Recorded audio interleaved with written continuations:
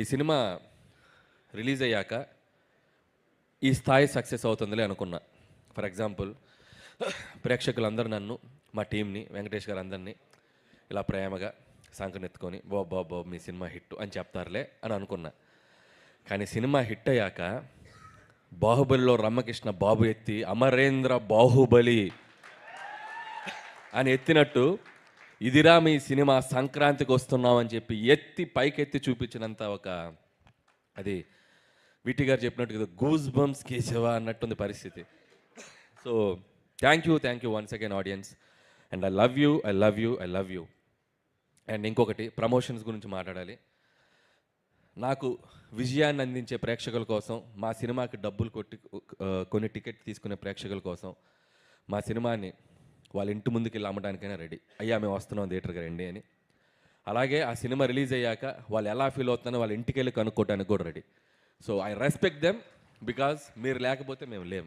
So in that way also we love you. అలాగే ఈ సినిమాకి ఫస్ట్ నా నిర్మాతల గురించి మాట్లాడాలి. రాజు గారు, శిరీష్ గారు. నిజంగా పటాస్ సినిమా ఆ రోజు వాళ్ళు చూడకపోతే శిరీష్ గారు అన్నట్టు ఆ రోజు వాళ్ళు చూసి రైట్ టైంలో రిలీజ్ వచ్చింది. లేకపోతే కళ్యాణ్ గారు, మేము, హరి గారు, మేమందరం ఒక చిన్న షెల్లో ఉన్నాం అప్పుడు. టు బీ హానెస్ట్, అంటే ఎప్పుడు రిలీజ్ చేయాలి, అప్పుడు సంక్రాంతికి పెద్ద సినిమా రిలీజ్, వెంకీ గారిది రిలీజ్ అయింది, Gopal and I cinema release అయింది. నాకు ఇప్పటికీ గుర్తు, జాన్ 23rd.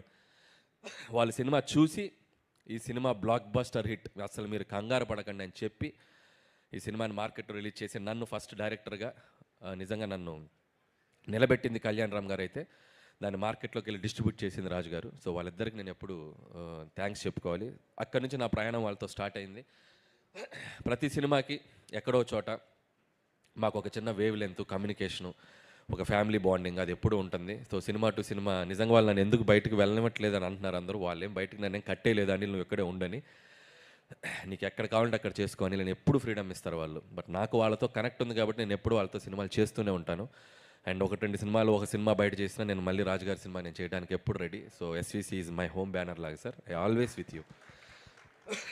అండ్ ఈ సినిమా, ఈ సంక్రాంతి సినిమా వాళ్ళకి ఇది చాలా స్పెషల్ అండ్ నాకు చాలా స్పెషల్.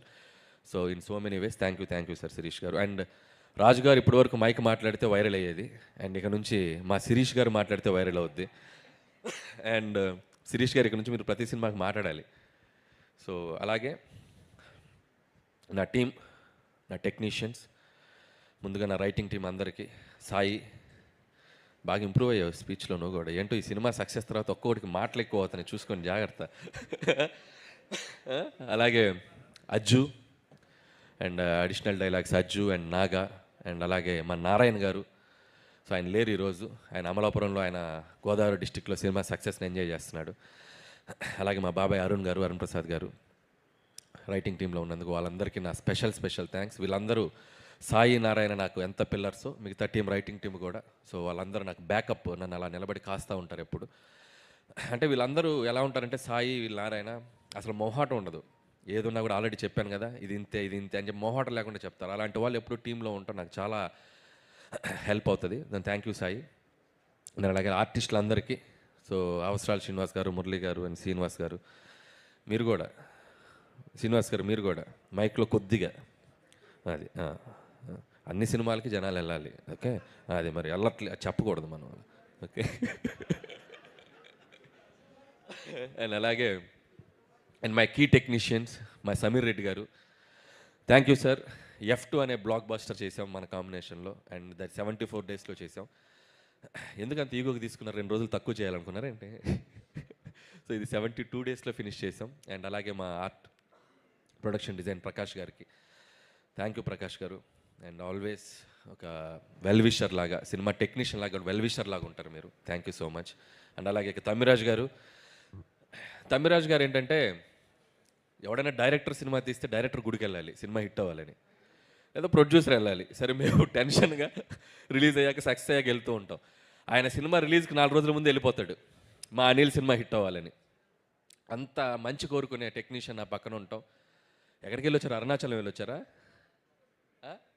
అక్కడికైనా వెళ్ళి మొత్తం దర్శనం చేసుకొని ఈ సినిమా బ్లాక్ బాస్టర్ ఫిక్స్ అయ్యాక వచ్చారు మళ్ళీ ఇక్కడికి. అండ్ థ్యాంక్ యూ తమ్మిరాజు గారు. అండ్ మిగతా టీం, మా పిఆర్ టీం అందరికీ వాళ్ళ గురించి ఆల్రెడీ మాట్లాడేశాను, వాళ్ళందరికీ థ్యాంక్స్. అండ్ మా మెయిన్ కోర్ టీం అండ్ భాగ్యం, ఈరోజు రిలీజ్కి ముందు చెప్పాం ఈ అమ్మాయి పాత్ర ప్రతి ఒక్కరూ కనెక్ట్ అవుతారని. నిజంగా ఐశ్వర్య రాజేష్ తప్ప ఈ పాత్ర ఎవరు చేయలేరు అన్నట్టు పెర్ఫామ్ చేసింది. సో భాగ్యం ఎంత కనెక్ట్ అయిందంటే హౌస్ ఇంట్లో ఉండే ప్రతి భార్య అండ్ ఆ ఆడవాళ్ళు అందరూ అమ్మాయికి బాగా కనెక్ట్ అయ్యి ఈరోజు థియేటర్కి వచ్చి వస్తున్నారు. Thank you Aishwarya Rajesh. నువ్వు నాకు థ్యాంక్స్ చెప్పడం కాదు, నేను నీకు థ్యాంక్స్ చెప్పాలి. నువ్వు ఈ క్యారెక్టర్ని చాలా నెక్స్ట్ లెవెల్కి తీసుకెళ్ళావు and thank you Aishwarya. And ఈ సినిమా తర్వాత తెలుగులో ఇంకా నువ్వు మంచి మంచి ఫిల్మ్స్ చేయాలి, తెలుగు అమ్మాయిగా ఇంకా గొప్ప గొప్ప పాత్రలు చేయాలని నేను మనస్ఫూర్తిగా విష్ చేస్తున్నాను. అలాగే మీనాక్షి చౌదరి, ఆ అమ్మాయి కూడా చాలా గ్లామర్ సైడు, చాలా అట్లాగే ఒక యాక్షన్ సైడు, తను ఇంతకుముందు చెయ్యని కైండ్ ఆఫ్ క్యారెక్టర్ తంది. అండ్ తను కూడా కామిక్ టైమింగ్ చాలా అద్భుతంగా పెర్ఫామ్ చేసింది ఐశ్వర్యరాజ్తో పాటు కూడా. సో ఆ అమ్మాయి కూడా ఆల్ ది బెస్ట్ చెప్తున్నాను అండ్ కంగ్రాచులేషన్స్. అలాగే బుల్రాజు, రే ఏంట్రా ఇదే ఏం చేశారు నువ్వేం చేయలే,